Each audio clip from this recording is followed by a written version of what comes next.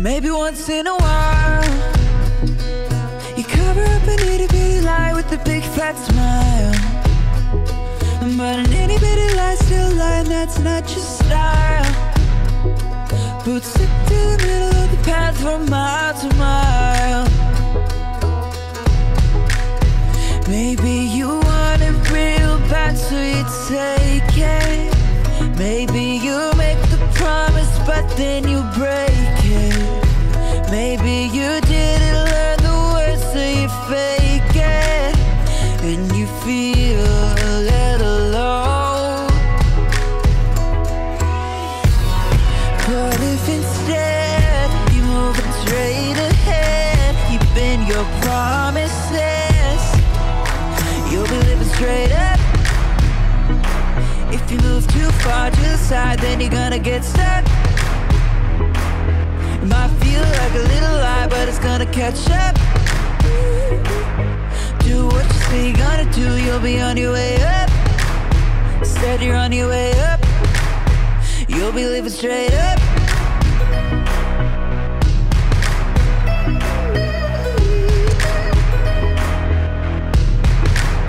Maybe you've got a crew, and you said we're gonna do the good things that good friends do. And everybody's still a good friend who sticks like glue. Cause everybody did what they said and everybody was true. Maybe you wanted it but you didn't take it. Maybe you promised and then you didn't break it. Maybe you learned the words so you didn't fake it.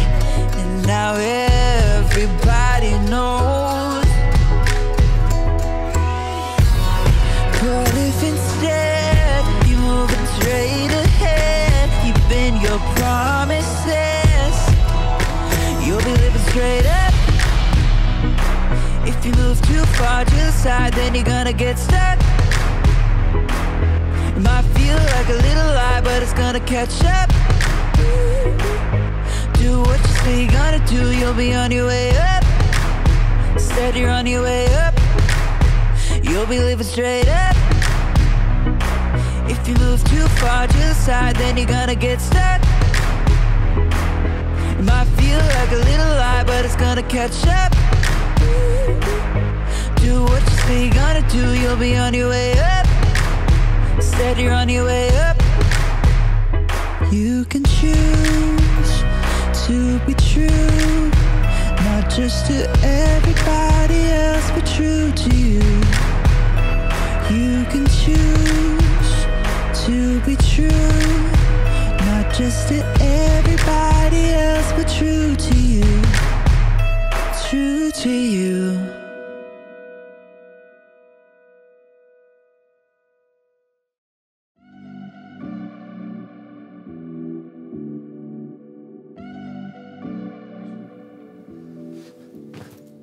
Hello, friends. It's me, Graham, and I am a hero. Hee-yah! Hee-yah! Hee-yah! Hee-yah! Uh-oh. Well, okay, I'm not a real hero, but I'm pretending to be one. It's fun to be a hero because heroes have integrity. Integrity is choosing to be truthful in whatever you say and do. And heroes, above everything else, are truthful. Of course, it's also fun to pretend to be the villain. Now you will know the power of the bucket. For I, Buckethead, am your second cousin once removed. No, that's impossible! We look nothing alike! Would I lie to you? Yeah, probably. You're right, I probably would.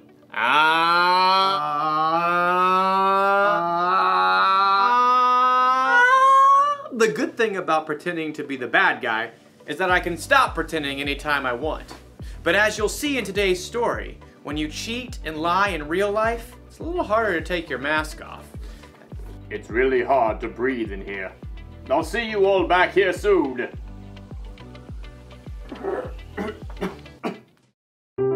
The Bible.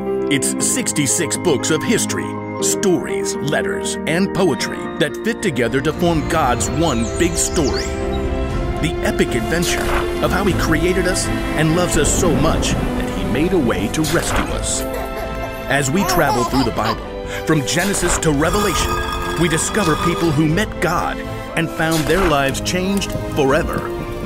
Now, for an amazing story, inspired by the book of 2 Kings, chapter 5. Naaman was the commander of the army of Aram, one of Israel's greatest enemies. Forward march! Though Naaman was a wealthy man, he had one problem that no doctor could solve. He had a terrible skin disease. Make it go away. Then Naaman heard news of a prophet in Israel, Elisha, who might be able to help. But instead of going straight to Elisha, Naaman took rich gifts to the king of Israel, along with a letter from the king of his own land explaining how important he was. The king of Israel frowned as he read the letter from his enemy, the king of Aram.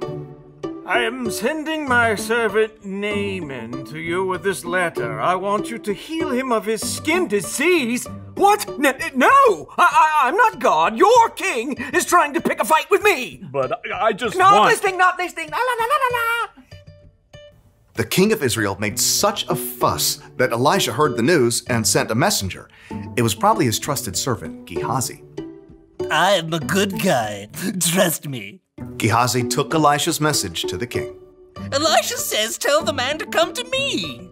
Gehazi raced back home to help Elisha prepare for the important visitor. And sure enough, the king of Israel sent Naaman straight to their doorstep. Gehazi peeked out the window. Look how low the chariot is riding.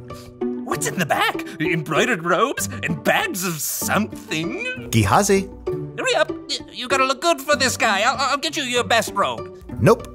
You're not wearing the robe? I'm not going out. Not going out?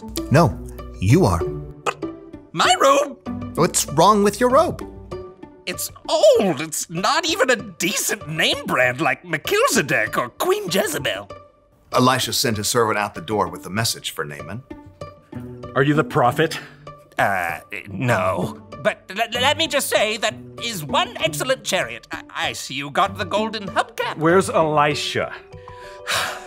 He says, go, wash yourself in the Jordan River 7 times. Then your skin will be healed. You will be pure and clean again. I thought Elisha would come out himself. I know, right? Look, can't he just say some words and wave his hand and, make me better? That's what I was thinking too. And the Jordan River? I mean, it's full of muck and tadpoles and... forget it. Naaman tore off, angry, but his servants convinced him to follow Elisha's instructions. Naaman dipped 7 times in the murky Jordan River, and when he rose from the water on his 7th time... What? His skin was perfectly clean. He was healed. Unbelievable. Naaman raced back to Elisha's home. This time, the prophet came outside along with Gehazi. Naaman marveled at his unmarked arms and hands. Now I know that there is no God anywhere except in Israel. Please take a gift from me. Gehazi inched closer to the chariot. He could see the richly colored robes hanging over the bags of gold and silver. Is that a genuine Melchizedek robe? Uh-huh, the real deal. Just have your servants unload around back and I'll... Nope. I serve the Lord. You can be sure that he lives. And you can be just as sure that I won't accept a gift from you. What? Please, I'm begging you. He's begging you, Elisha. But Elisha still refused to take a single coin from Naaman and send him away in peace. Elisha went back inside, leaving Gehazi speechless on the doorstep. What? No. Seriously? Gehazi could still see the dust kicked up by the horse's hooves. Elijah should have taken something. If he didn't want it, he could have just given it to me.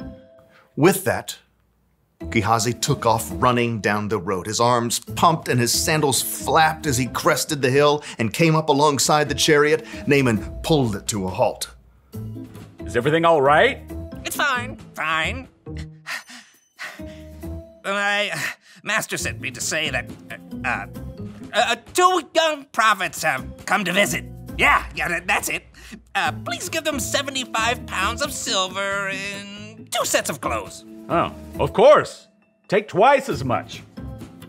Naaman's servants carried the heavy bags of silver and clothing back up the road, but as they approached Elisha's house... Hey, thanks. I got it from here. Straining beneath the weight of his heavy load, Gehazi snuck inside and stashed the clothing and silver in his room. Then he hurried back out and strolled through the front door.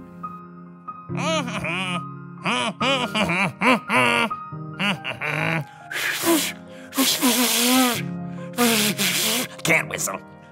Elisha studied him with sharp eyes. Where have you been? Oh, me? I didn't go anywhere. Didn't my spirit go with you? I know Naaman greeted you. I know you took money and clothes.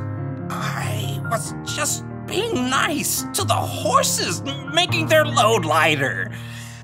You and your family after you will have Naaman's skin disease. But then I can't wear my new robes. Sure enough, Gehazi's skin was soon covered with sores, just like Naaman's was. Gehazi's lie had won him some new clothes, but it had cost him Elisha's trust and a full and healthy life.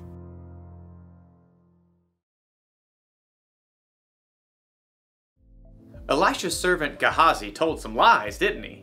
He lied to himself, saying he needed more stuff than he already had. He lied to Naaman to get the stuff. Then he lied to Elisha about all of it. Maybe Gehazi wasn't a bad guy, but would you be able to trust somebody like that? Never! What if someone lied to you? What if they said they were going to keep a secret, but they let it slip out? Or if they said they'd do one thing, but then did something else instead? Do you still trust them? Oh no! It's harder to trust people after they've let you down, right? Correct! It works the same way when we're the ones who tell the lie or don't do what we say we'll do. It can make us come across as the villain. So here's the one very important thing to remember. When you're not truthful, you lose trust. When you are truthful, you're the hero! And if you need even more evidence that being truthful is the way to go, look to Jesus. He always did exactly what he said he would do. He can be trusted no matter what. That's what I want to be. What do you say, Buckethead? Will you turn from your villainous ways? Do I get to keep the bucket? Sure. It's a deal! Great! Go be heroes, everyone. Bye! Hey, Buckethead, how do you feel about tacos?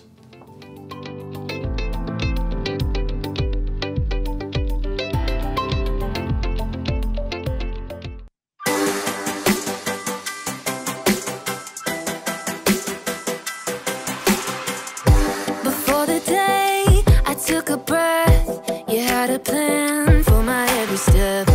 You promised to always be by my side. I believe that you are the way, you are the truth, you are the light. So I sing this to you. You keep your promises every day. I will believe in everything that you say. Yeah, in the dark I know you're making a way. Jesus, I will trust you. You're always good at everything that you do. And I know everything that you say is true. And every moment you are leading me through. Jesus, I will trust you.